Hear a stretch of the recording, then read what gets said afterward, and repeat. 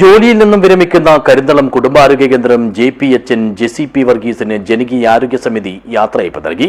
കിനാനൂർ കരിന്തളം ഗ്രാമപഞ്ചായത്ത് president M. Rajan പരിപാടി ഉദ്ഘാടനം ചെയ്തു.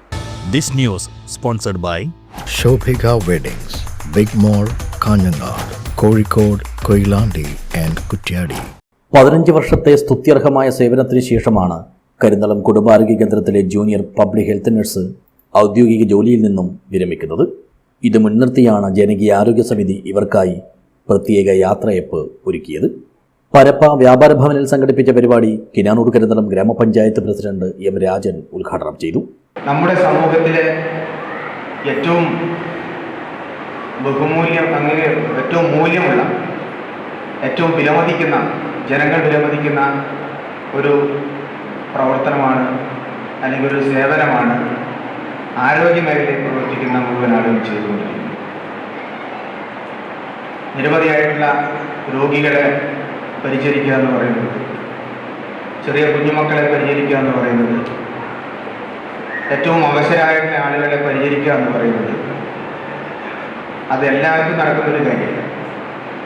അവർക്ക് ശമ്പളം ലഭിക്കുന്നുണ്ടാവില്ല, തീർച്ചയായിട്ടും ശമ്പളം ലഭിക്കും. നമ്മളെല്ലാം ജോലിയിൽ പ്രവേശിക്കുന്ന സ്വാഭാവികമായിട്ട് നമ്മുടെ ജീവിത നിലവാരം മെച്ചപ്പെടുത്തുന്നതിന് വേണ്ടി, ശമ്പളം ലഭിക്കുന്നതിന് വേണ്ടിയിട്ടാണ് നമ്മളെല്ലാം ജോലിയിൽ പ്രവേശിക്കുന്നത്.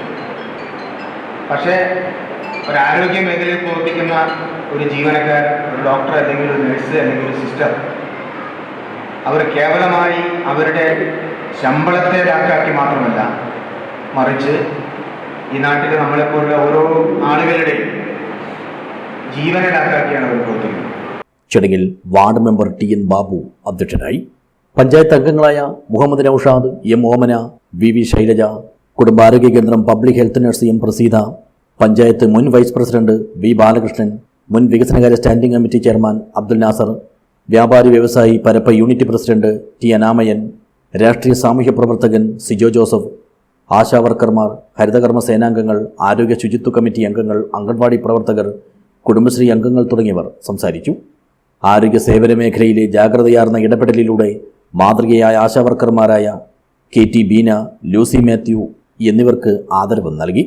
Junior health inspector TV Rajesh സ്വാഗതവും ടീന മേരി തോമസ് നന്ദിയും പറഞ്ഞു. News bureau, Vellarikundu.